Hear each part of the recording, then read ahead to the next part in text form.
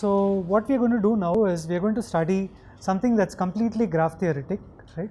So the material is presented out of the text by Douglas West,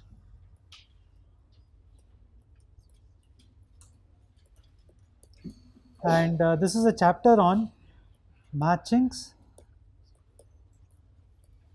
and covers. It's not the whole chapter, but just a initial part of it. Right? So the goal of this chapter is to introduce these two graph theoretic concepts and prove a few theorems. And as usual, I'll point out things that you can actually convert into an algorithm at many of the places when we try to write these proofs. And for all the discussions, we will be working with undirected graphs here. Right? So what we have is a graph G with vertex set V and edge set E. A matching, as we have probably discussed a bit earlier, is a set of vertex disjoint edges.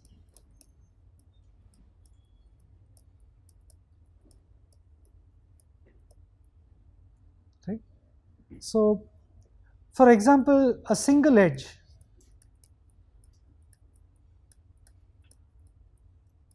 is a matching.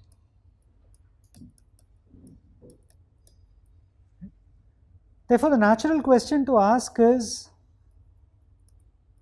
find a maximum cardinality matching.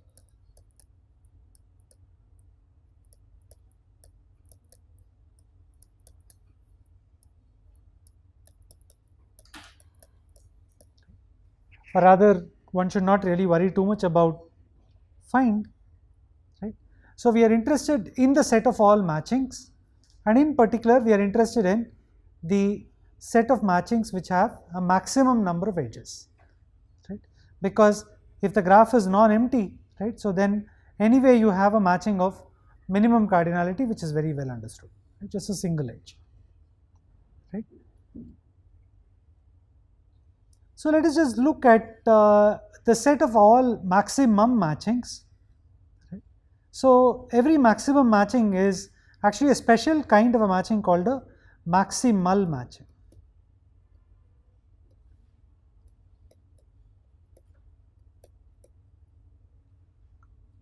Right? A maximal matching is one. Right? By maximal we mean inclusion maximal.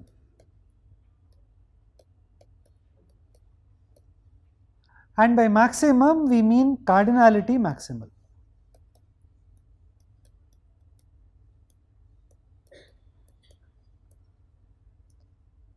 Right? So maximal with respect to cardinality means there is no matching of larger size.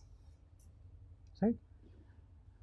Maximal matching is inclusion maximal, which means that the current matching is not a subset of any other matching. Right? So let's do a small example just to see the difference between a maximal matching and a maximum matching. So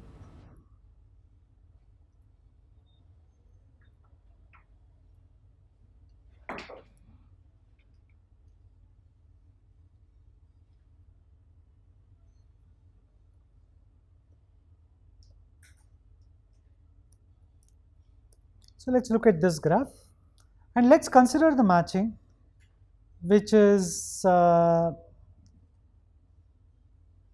us consider M1 to be the matching which consists of the edges AB and EF. Let's consider the matching M2 which has the edges AC, BD and EF.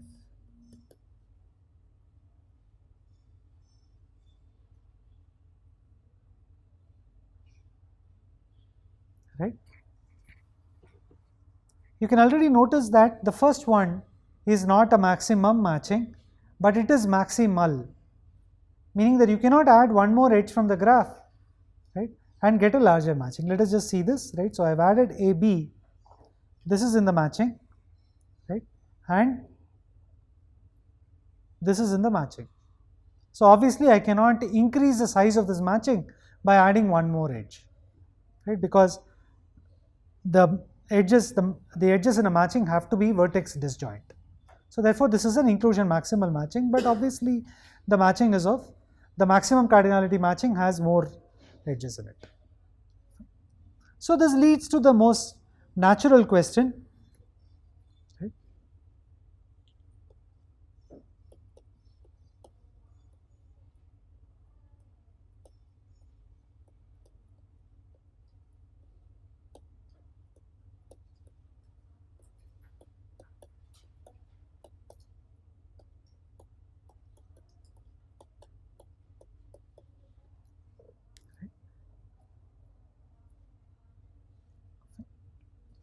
For that, let's go back to our example and try and see how to make the first maximal matching a larger matching. Right? What will definitely fail is if you try to add an edge, because there is no such edge. Right? So let me just draw the picture again.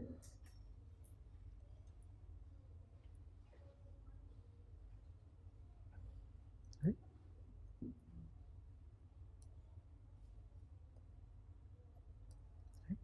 So now let's write the matching down, right? So this is AC, right, and EF. It's a maximal matching, but let us look at the maximum matching which we have. The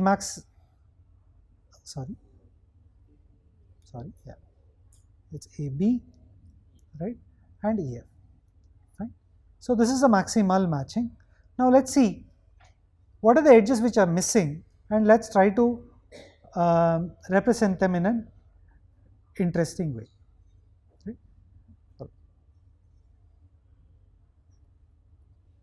So let us look at the maximum cardinality matching, which is AC,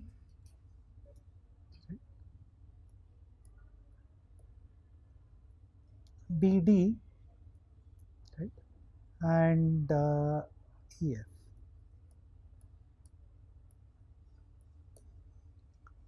Right. So what you would have already observed is that if you take M1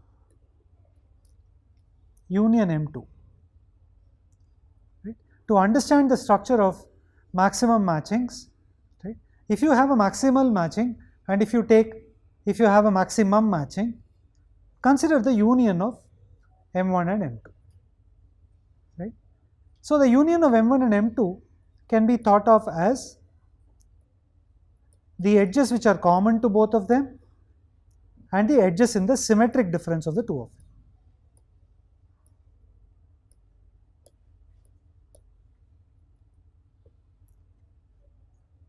Fine, okay. So let us write down the guys which are common. Let's put a oval around them. These two are common, right? And let's look at the symmetric difference. And let us draw the graph which is formed by the edges in the symmetric difference, right? So this is AB, there is AC, and there is B, right? So what you now see is the C is an unmatched vertex in M1 and D is an unmatched vertex in M1, right? And you now have the possibility of doing an exchange, right, in matching M1. So what is the exchange?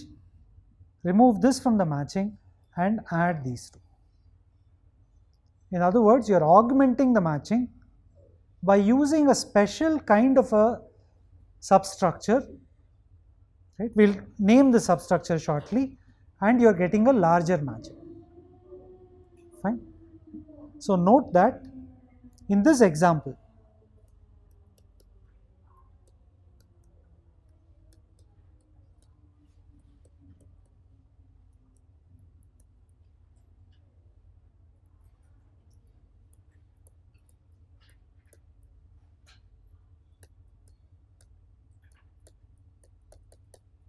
I will define an augmenting path shortly, but you can just focus on the English definition, right. So, the matching M1, right, by some approach can be augmented and you will get a larger matching. And what is the approach? The approach is to take this particular path CA, right, where C is unmatched in M1, this is very important, A is matched in M1, B is matched in M1 and D is unmatched in M1 and DB is an edge, right. So, observe that this immediately allows you to perform a switch saying that I will discard this and I will discard this and I will add these two. Right. Such a path that enables you to change is called an augmenting path. We will formalize that in a minute.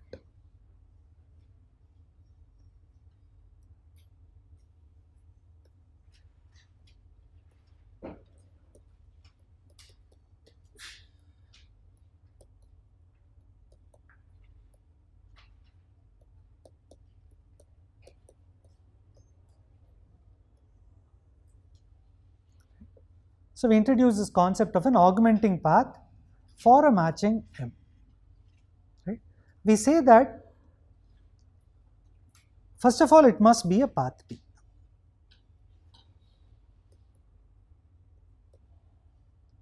Right.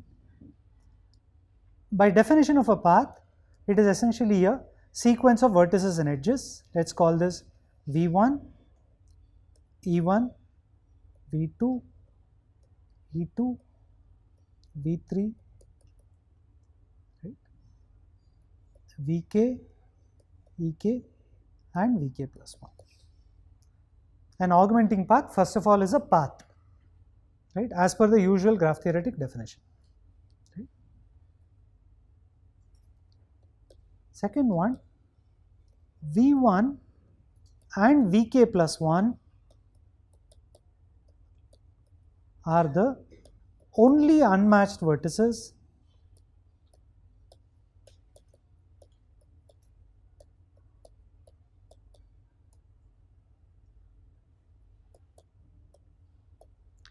So, if you look at the vertices of this path P and you ask which are the vertices which are not matched in the matching M, there are only two of them and they are V1 and Vk plus 1. Every other vertex is matched, right, 3, all the other vertices are matched, E2 is in M, right. Well, I should have started off by saying because V1 is unmatched, okay, quite obviously E1 is not in M, right, because V1 is unmatched. In an augmenting path P, E2 is in M, E3 is not in M, E4 is in M, right. The matching edge and the edge from outside the matching occur alternatingly, right. So, in other words, the picture will look like this: dotted line not in the matching, dark line in the matching, dotted line not in the matching, dark line in the matching, dotted line, dark line, and what will it end with? So, what can you say about Ek? Quite obviously it is not, it is a dotted line, it is not in the matching.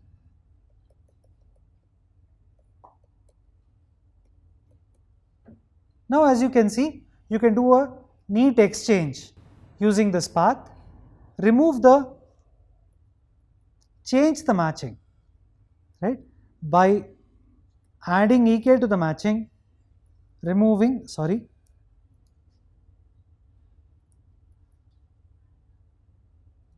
adding E1 to the matching, removing E2 from the matching, adding E3 into the matching, and so on, finally adding Ek into the matching and removing Ek minus 1, right. So, observe that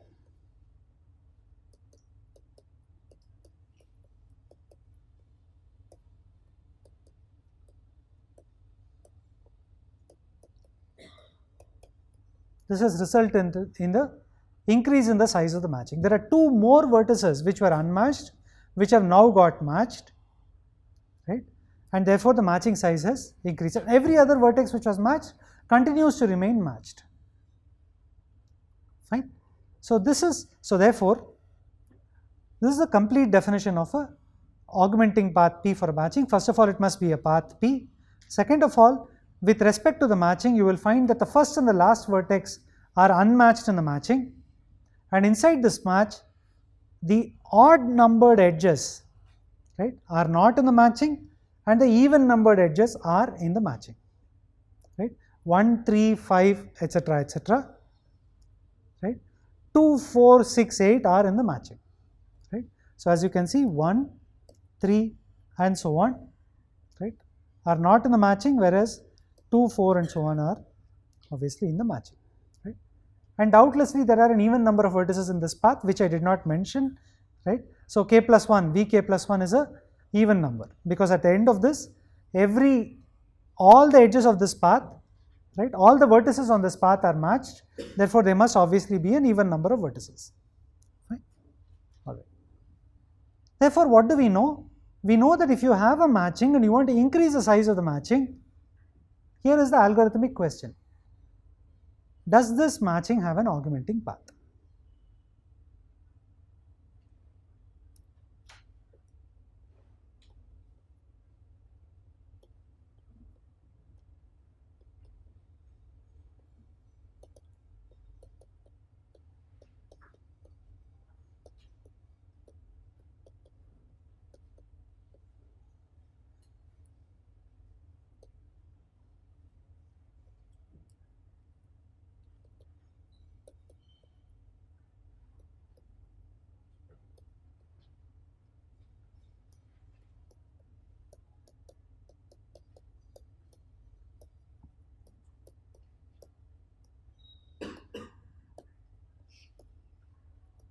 By the way, I didn't mention this.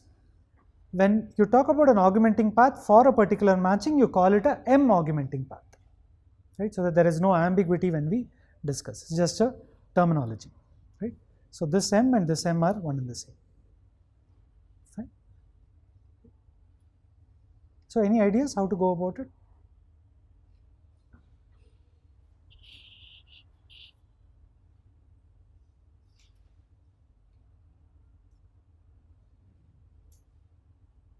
Any thoughts? I mean, the reason I'm asking you is that you can use your graph traversal techniques that you have studied so far to check if there is a path. Now I'm asking you to think about whether, using your graph traversal techniques in a slightly modified way, you can check if there is a path which is an M augmenting path, meaning that there's a path where the matching and the edges outside the matching are going to occur alternatingly.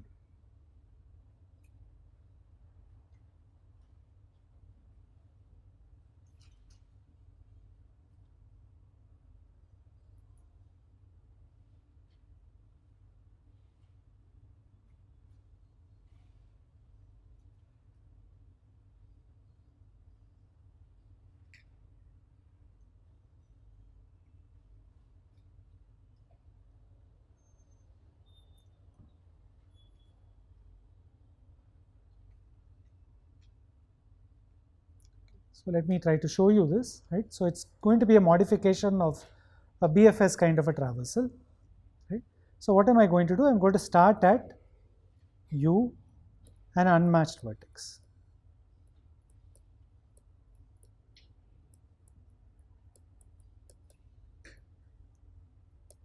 Well, you may ask me, how do you know an unmatched vertex exists, right? If there is no unmatched vertex, then the augmenting path is a maximum. Sorry, the matching is a maximum because every vertex is matched, right? And that's the best situation. Fine. So therefore, you can look for an unmatched vertex, right, and start a following kind of a traversal at the unmatched vertex. Because it is an unmatched vertex, all the edges incident on it, right, are edges which are not in the matching. Fine. Now let us assume that I find a vertex V, right, which is not in the matching, which is unmatched. So let's assume that one neighbor is unmatched. Have you found an augmenting path?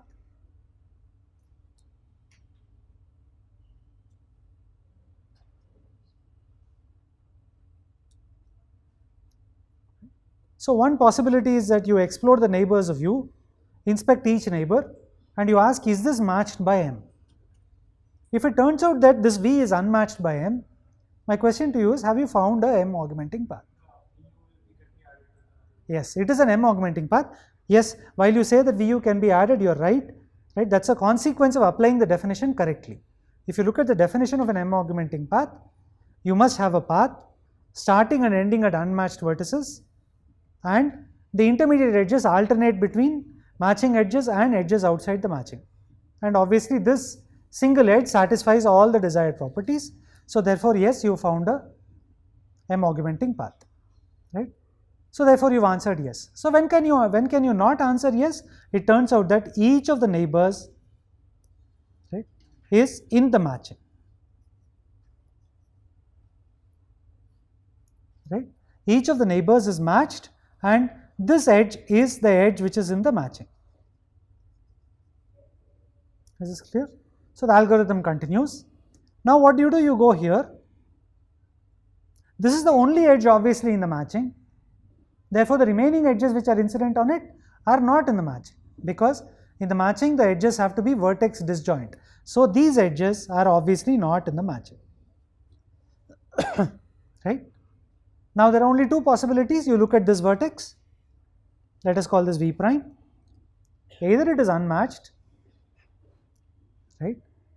That is, it's not matched by any edge in the matching, in which case this path is an M augmenting path, right? Otherwise, it will turn out that this guy is matched.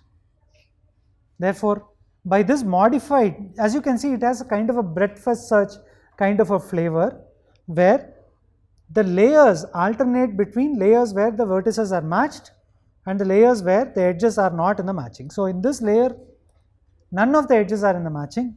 In this layer, all the edges are in the matching if the algorithm has to proceed, right? So therefore, layer after layer you will explore the graph, right? There are only two ways of terminating. Either you will find an alternating path, or you will conclude, either you will find an augmenting path, or you will conclude that for this unmatched vertex, I cannot find an augmenting path. I cannot find an augmenting path which starts at this particular vertex U. Fine. So what was the question? The question is, does there exist an M augmenting path? So what do? Iterate over all unmatched vertices.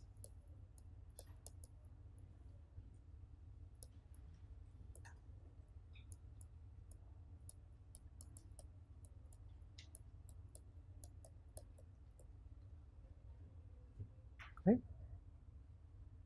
So you have a matching, and you've now concluded that either you can increase the size of the matching by this procedure, right, or you can conclude that you can't increase the size of the matching at all by this procedure. What is the procedure? Start at an unmatched vertex, do this BFS kind of layered exploration.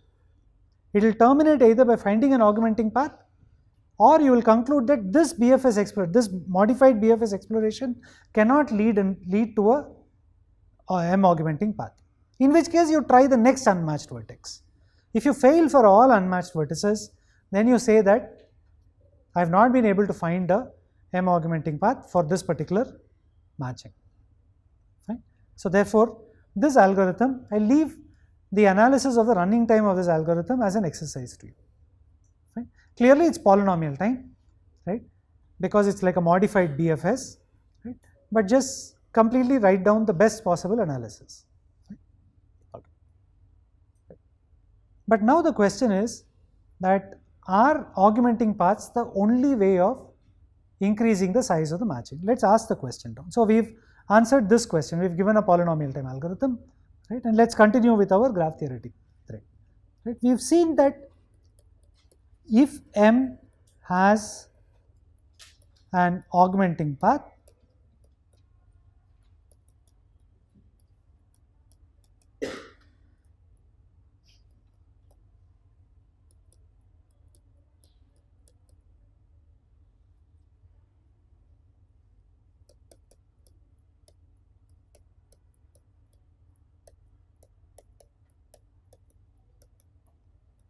we can find a larger matching in G.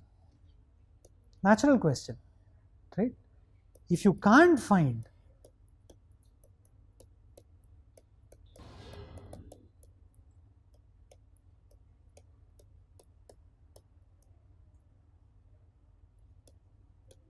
what can you conclude? If you cannot find an augmenting path, then what can you conclude? Yeah, we will now conclude that M is a maximum matching.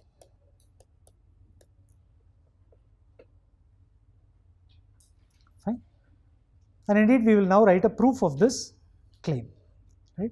That M is a maximum matching if and only if there is an M augmenting path.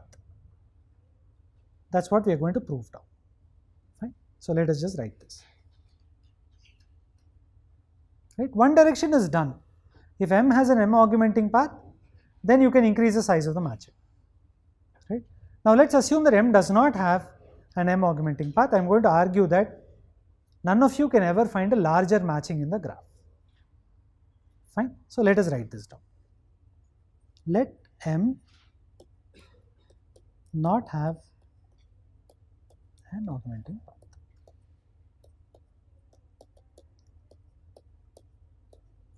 Right. Now let's do a proof by contradiction here. Let M prime be a matching such that cardinality of M prime is more than cardinality of M.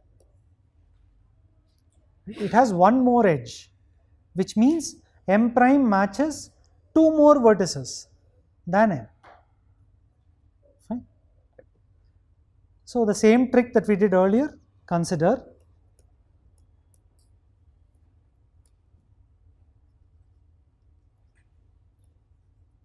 M union M prime, break it into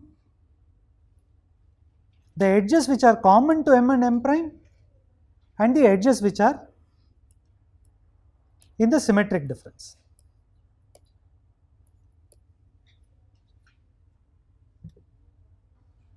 Right. Now let us observe some nice properties here. Right. What can you say about the graph formed by the edges only in the symmetric difference? So let me put this question down.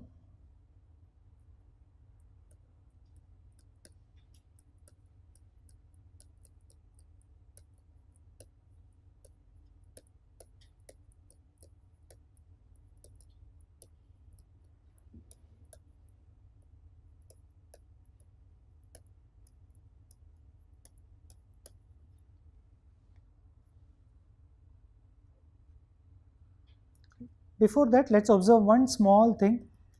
This implies that M is maximal. This I forgot to say, meaning that you can't add one more edge to M. Otherwise, that would have been an augmenting path. Fine. So M is a maximal matching. M prime is a maximum matching. Right. M prime has at least one more edge than M. Right. And we are trying to understand the structure of the edges which are in the symmetric difference of the two matchings. So what properties can you observe? Let's start off with the simplest of them.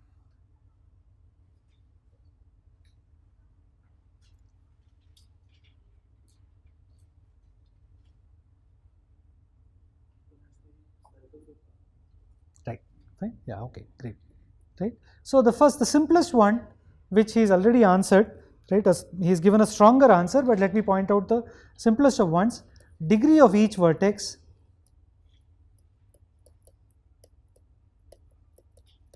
is what? Less than or equal to 2. It's either 0, 1 or 2. Right?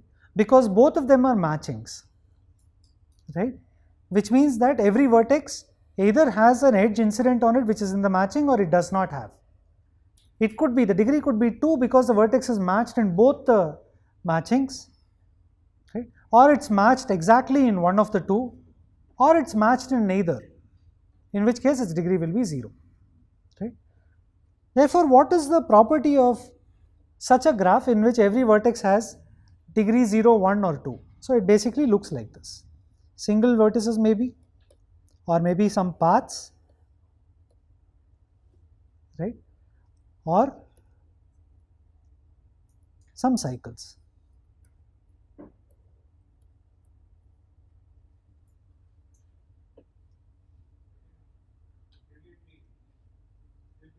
Degree would be more than 2.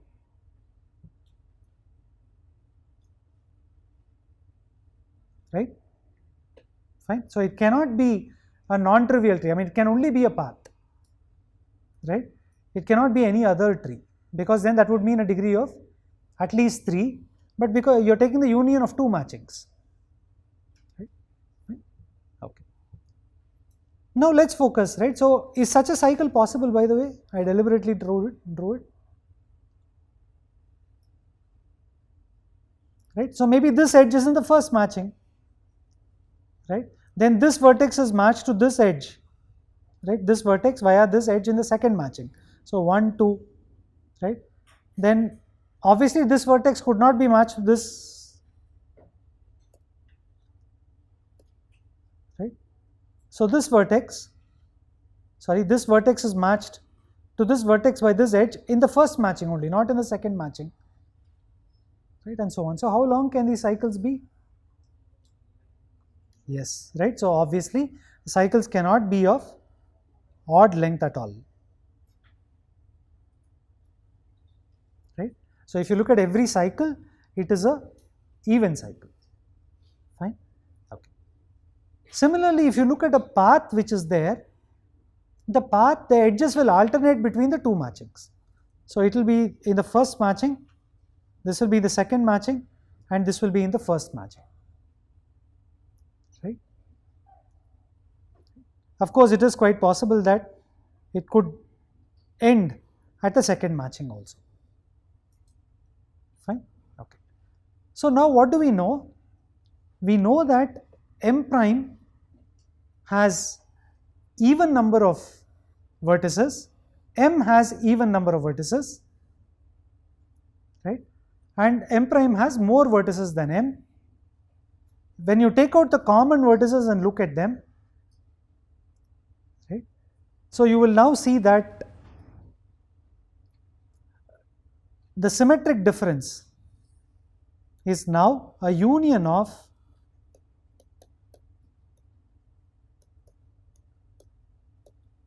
paths and cycles, and obviously even length cycles. Fine. Okay. So, even length cycles are not going to give us any handle. What am I trying to show? I am trying to show that M must have an augmenting path. That is my goal, right. By looking at the even length cycles, you are not going to get an augmenting path. Exchanging them is going to give you, an exchange of the same cardinality, right. So, now we focus only on the paths.